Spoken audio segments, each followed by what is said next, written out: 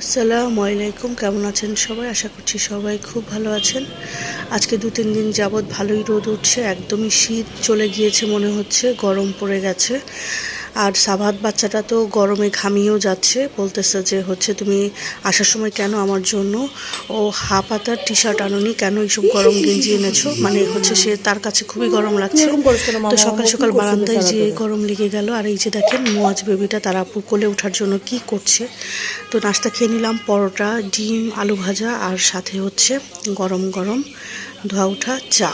তারপরে একটু রান্নাঘরে আসলাম, এসে দেখি এই যে মুয়াজ বেবিটা দেখেন, সে রান্নাবান্নায় খুবই পারদর্শী হবে মনে হচ্ছে। সে বিভিন্নভাবে হেল্প করার ট্রাই করে তার মম্মিকে। তার মম্মি এখানে রান্নাবান্না করছিল আর সে নিচে এখানে ময়লার মধ্যে খেলাধুলা করছে। কি করবে সে? তো যদি না করে তাহলে জোরে চিৎকার দিয়ে সে কান্না করে, তাকে কোনো কিছুই না করা যায় না। সে যখন আলু পেঁয়াজে দিয়ে খেলতে নিবে তখন যদি তাকে মানা করা হয় তাহলে সে খুব কান্না করে। তারপরে মুয়াজের নানুমণি পিঠা নিয়ে এসেছিল, ঝালপুলি পিঠা, আর এটা মেবি সুজির পিঠা।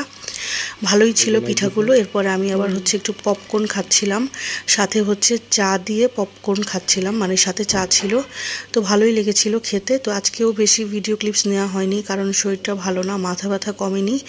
এরপরে রাতে খেতে বসে গেলাম। ডিম ভাজা ছিল, বেগুন ভাজা ছিল, আর সাথে ছিল পুঁটি মাছের চচ্চড়ি। খেতে কিন্তু আলহামদুলিল্লাহ ভালোই লেগেছে। তো আজকের ভিডিও পর্যন্ত, আল্লাহ হাফেজ।